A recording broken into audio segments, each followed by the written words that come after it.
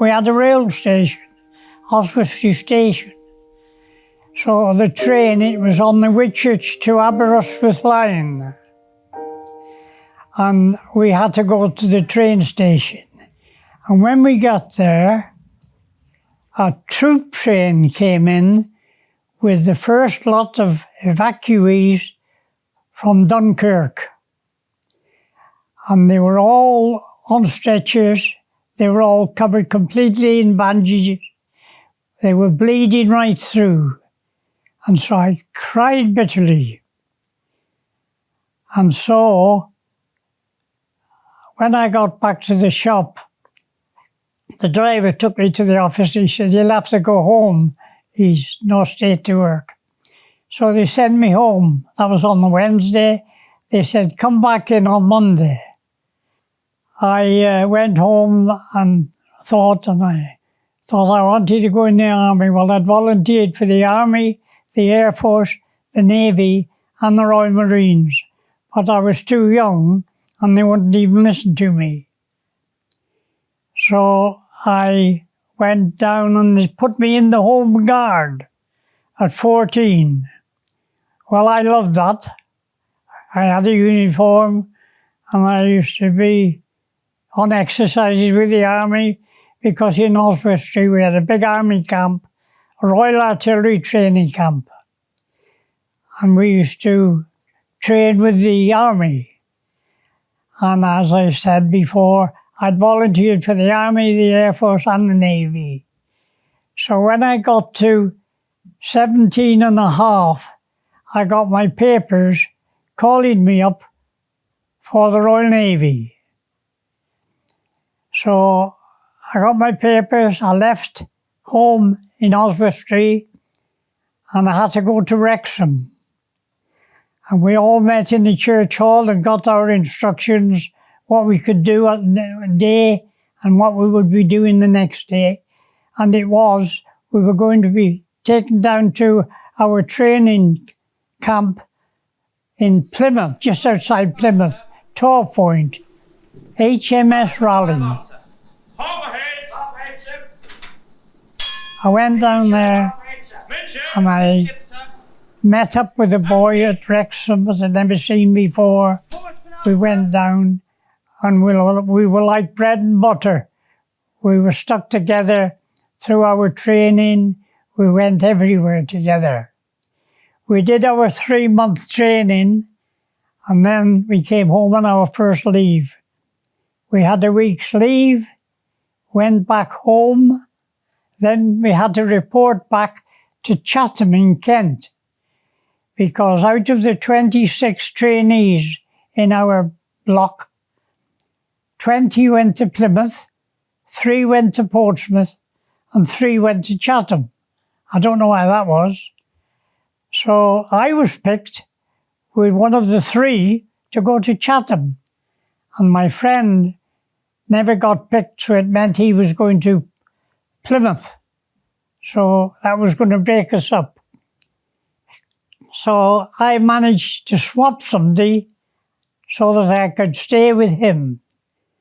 And then we picked to go to a brand new ship, HMS Crane. It was a sloop. It had a crew of 180. But we went up to 220 with the new equipment that were coming on the ships. So Jeff and I joined, and we were both ordinary seamen. And we did our training at Tobermory. And then we went from there up to Scapa Flow, where the big base, naval base. After we finished our training there, we went back to Greenock on the Clyde, going up the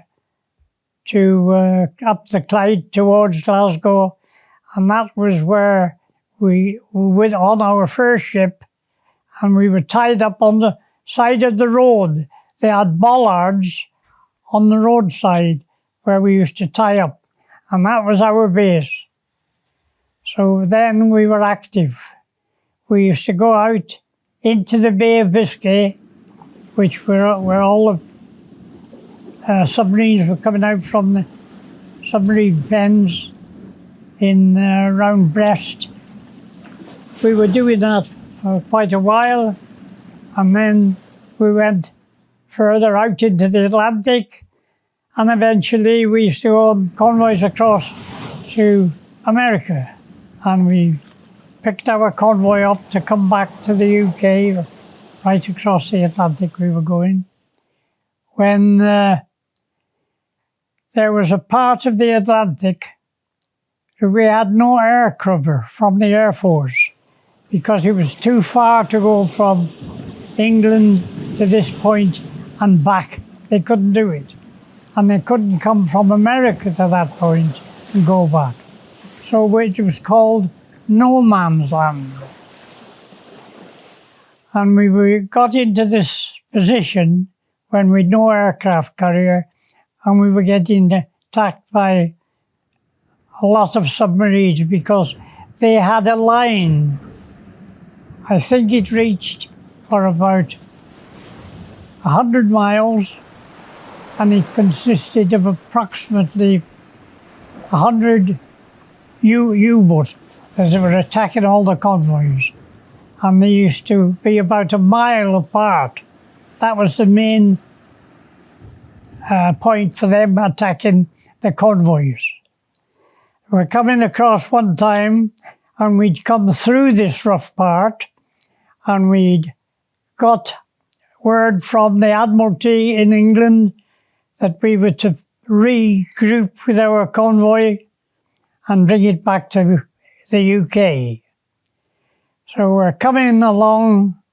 We'd been out about 2 days when we had a U-boat attack us. And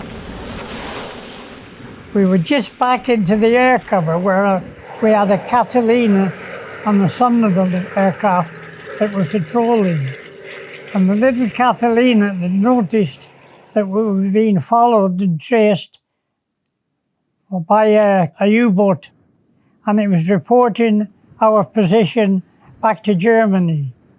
Little Catalina reported this back to London, and they sent a message to the Commodore of our convoy to send the ship back to investigate. So I belonged to the 7th Escort Group, which consisted of 5 sloops. We were all 5 brand new sloops, all more or less the same. So our captain of this convoy we were escorting was in the front. We had 2 of our sister ships, one starboard side, one port side, and then there was 2 left. That was us and the Chanticleer. We was at the stern, and you were always attacked nearly always, not always, by the stern of the convoy. It was they'd come in at the back of us and just sink the ships and carry on. So then the Commodore sent to our sister ship, Santa Clara, to go back and investigate. So we saw her going back, and we'd be sitting there. I know our captain was wishing it was him going back. But we saw them going, and all at once, we all saw it, a puff of smoke go up in the air. And he'd come over on our tannoy.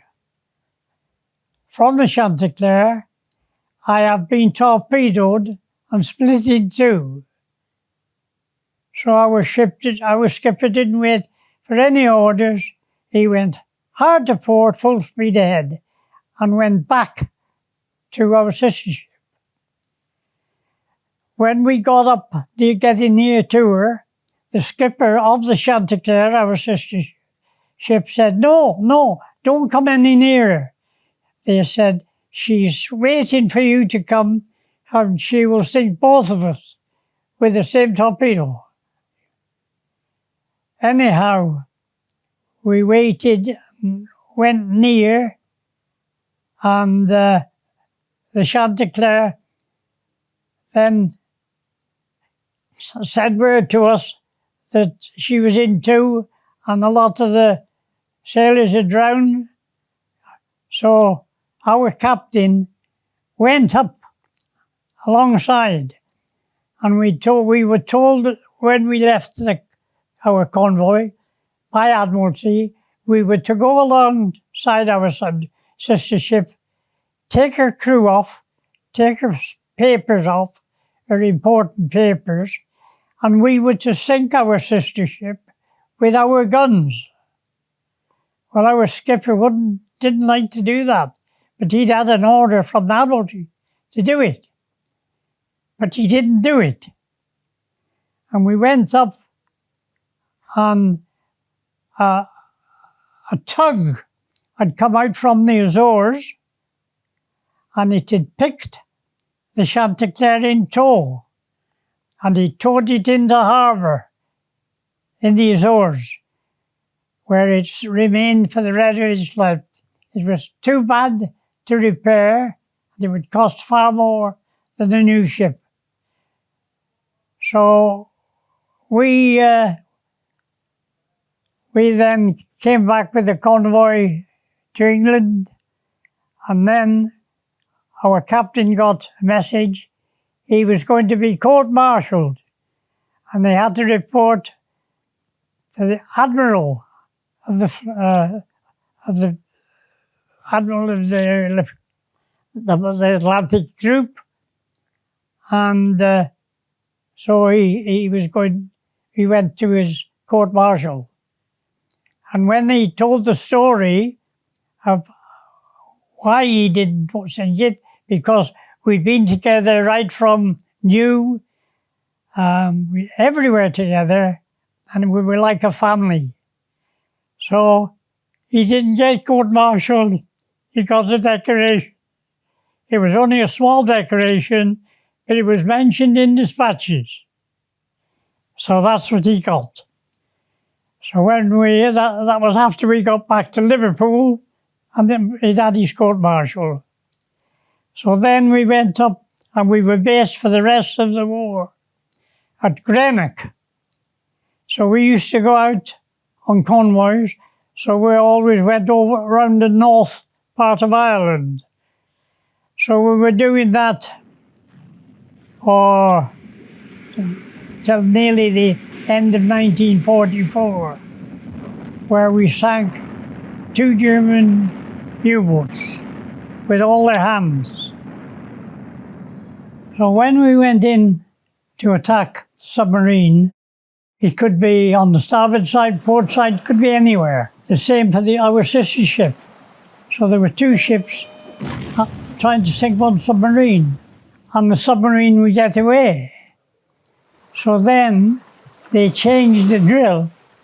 So when we would both go into attack, one would get contact with the submarine, and it would keep it, when the other one would get a contact on the submarine and go in to sink it.